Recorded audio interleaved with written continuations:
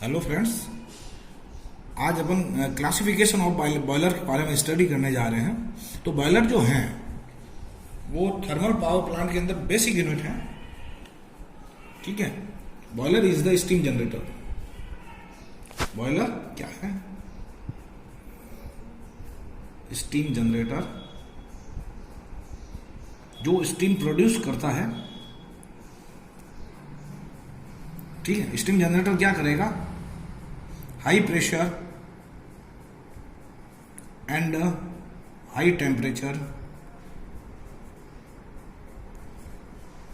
पर steam generate करेगा। ठीक है, बॉयलर का जो मेन यूज हो गया वो हाई टेम्परेचर हाई प्रेशर के ऊपर स्टीम को जनरेट करना है। और ये जो अपनी जो पावर प्लांट है उसकी मेन यूनिट है। अब इसको अपन क्लासिफाई कर या अलग अलग किस प्रकार के अलग अलग किस तरह के होते हैं बॉयलर, उनके बारे में स्टडी करने के लिए इनका क्लासिफिकेशन अपन करते हैं। तो फर्स्ट जो क्लासिफिकेशन है वो according to flow of the flue gases.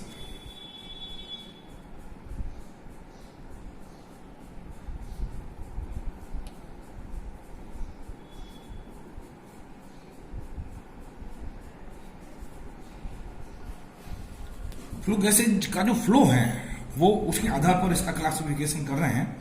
तो ये जो फ्लू गैसेज हैं वो दो तरह से इसको क्लासिफाई करेंगे, water tube boiler and fire tube boiler.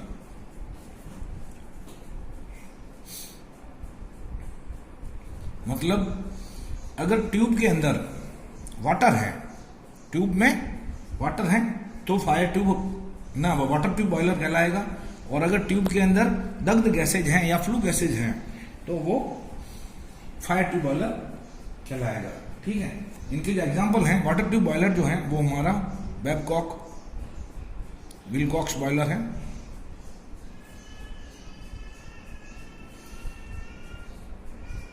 लेमंट boiler, Benson boiler, ये जो है वो फायर ट्यूब बॉयलर हो गए। और वाटर ट्यूब बॉयलर हो गए। फायर ट्यूब बॉयलर जो है वो कोकरन, लोकोमोटिव, लंकाशायर, ये जो है वो फायर ट्यूब बॉयलर है। तो ये हमारा पहला जो हम बॉयलर को अब क्लासिफाई करेंगे कि फ्लू गैसेज के आधार पर कि ट्यूब के अंदर क्या फ्लो हो रहा है। अगर ट्यूब के अंदर पानी फ्लो हो रहा है तो वाटर ट्यूब हो जाएगा। और ट्यूब के अंदर अगर फ्लू गैसेज या दग्ध गैसेज पास हो रही हैं तो फायर ट्यूब बॉयलर हो जाएगा। देन दूसरा जो है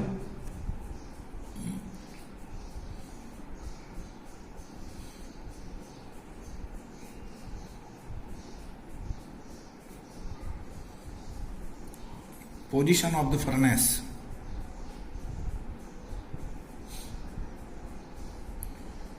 फर्नेस की स्थिति के आधार पर, फर्नेस की स्थिति के आधार पर इसको अपन दो तरह से क्लासिफाई करेंगे।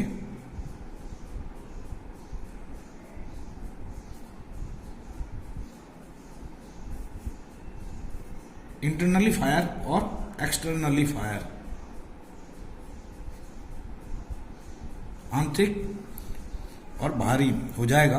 आंतरिक के अंदर क्या हो जाए, जो सेल है हमारा बॉयलर सेल, उस boiler cell,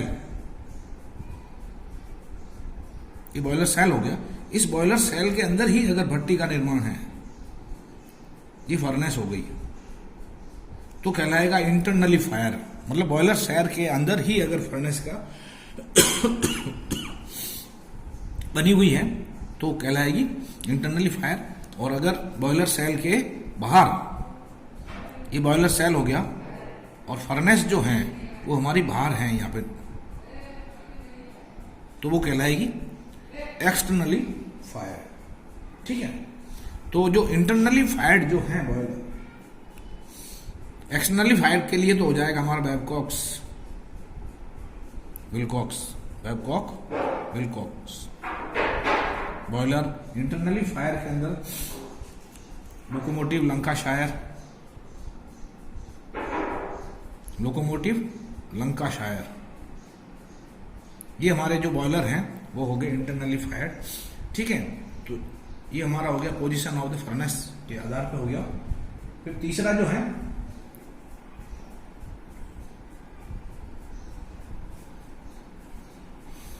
according to position of shell, boiler cell,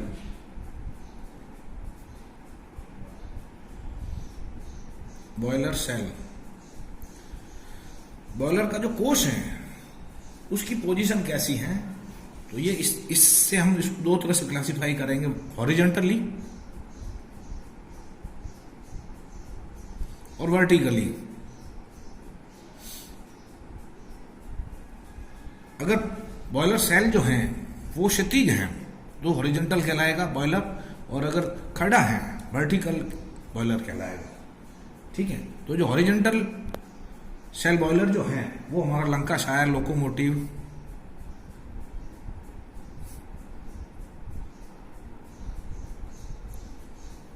boiler, Babcocks Wilcox boiler भी बॉयलर सेल, बैबकॉक्स,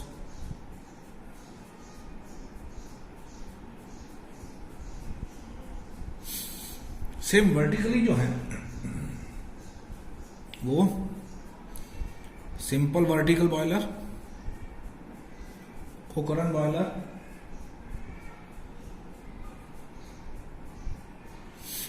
ये हमारे हो गए वर्टिकल बॉयलर। तो इस तरह से बॉयलर सेल के आधार पर भी इसका क्लासिफाई किया जा सकता है। देन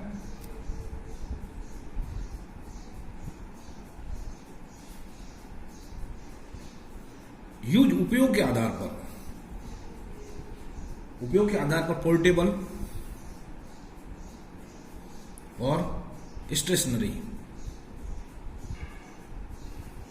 चल और अचल। अगर बॉयलर जो हमारा है वो एक स्थान से दूसरे स्थान तक मूव कर रहा है तो पोर्टेबल कहलाएगा, अगर मूव नहीं कर रहा है देन स्टेशनरी हो जाएगा। तो रेल इंजन जो है,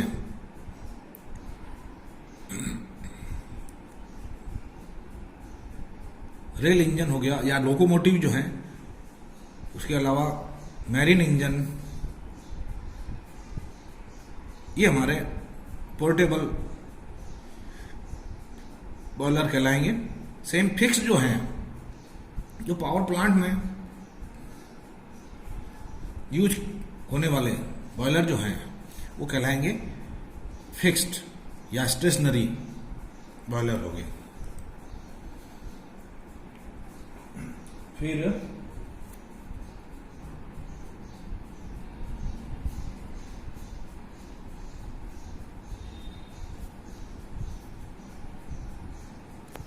सर्कुलेशन ऑफ वाटर, पानी का संचरण किस प्रकार से हो रहा है, तो नेचुरल सर्कुलेशन,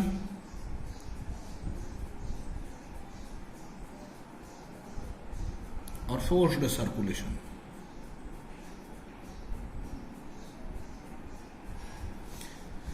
नेचुरल सर्कुलेशन जो है, पानी को लो टेम्परेचर, लो प्रेशर के ऊपर पानी, ठंडा पानी और गर्म पानी की डेंसिटी में काफी डिफरेंस होता है, तो लो प्रेशर के ऊपर हम नेचुरल सर्कुलेशन को यूज में लिया जा सकता है।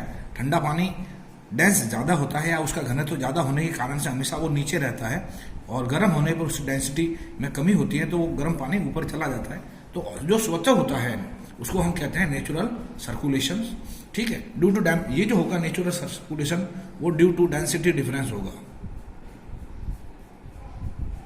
ठीक है, और ये लो प्रेशर पे ही काम करेगा। जो जो प्रेशर हम बढ़ाते जाएंगे तो डेंसिटी डिफरेंस है वो कम होता जाएगा, और हाई प्रेशर बॉयलर के अंदर हमको फोर्स सर्कुलेशन ही काम में लेना पड़ेगा। पंप यूज किया जाएगा, उसके थ्रू नलियों के अंदर पानी को जो है उसको सर्कुलेट करवाया जाएगा। ठीक है, हाई प्रेशर के ऊपर फोर्स सर्कुलेशन को काम में लिया जाएगा, और फोर्स सर्कुलेशन के लिए जो यूज किया जाएगा वो क्या रहेगा, पंप।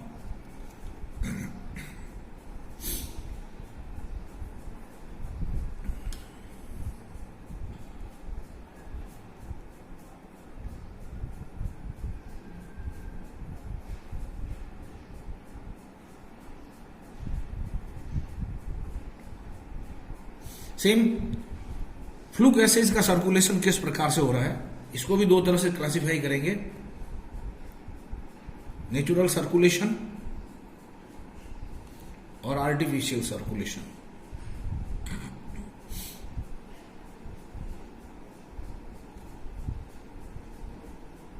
ठीक है, नेचुरल सर्कुलेशन जो है वो चिमनी के थ्रू होगा।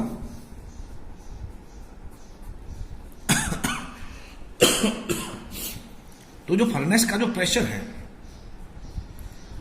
उतना फर्नेस पे प्रेशर जो है वो हमारा कम होगा, तो चिमनी की जो हाइट है उतनी बनाएंगे कि जो फर्नेस के प्रेशर से चिमनी के टॉप का जो प्रेशर है वो कम होगा, तो ऑटोमेटिकली सर्कुलेशन हो जाएगा।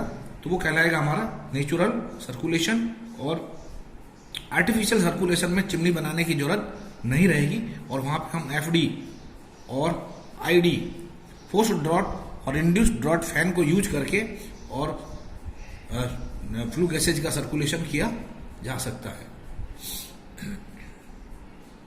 फोर्स्ड ड्रॉट और इंड्यूस्ड ड्रॉट,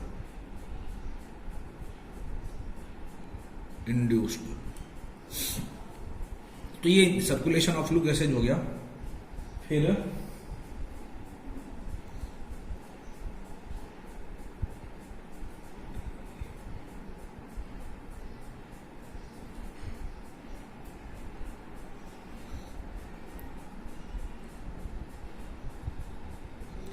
लो प्रेशर और हाई प्रेशर, बॉयलर प्रेशर के आधार पर भी इसको क्लासिफाई किया जा सकता है, निम्न दाब बॉयलर और उच्च दाब बॉयलर।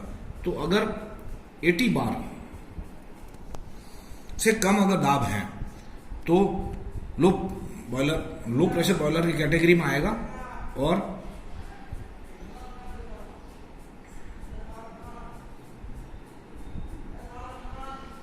अस्सी बार या 80 बार से अगर ज्यादा है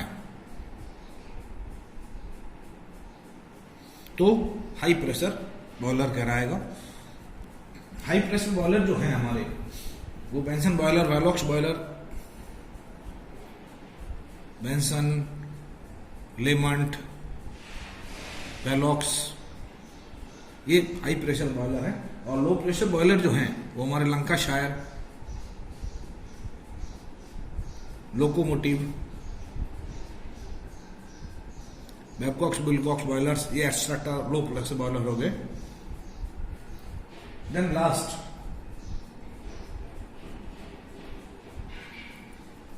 अकॉर्डिंग टू फ्यूल, ईंधन के आधार पर सॉलिड,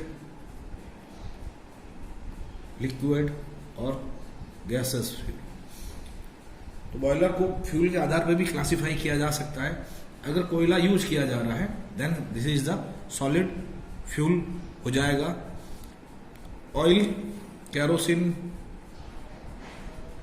एटसेट्रा अगर लिक्विड फ्यूल यूज किया जा रहा है then liquid gases fired boiler हो जाएगा। और नेचुरल गैसेज अगर यूज की जा रही है तो गैस फायर्ड बॉयलर हो जाएगा। Okay, thank you.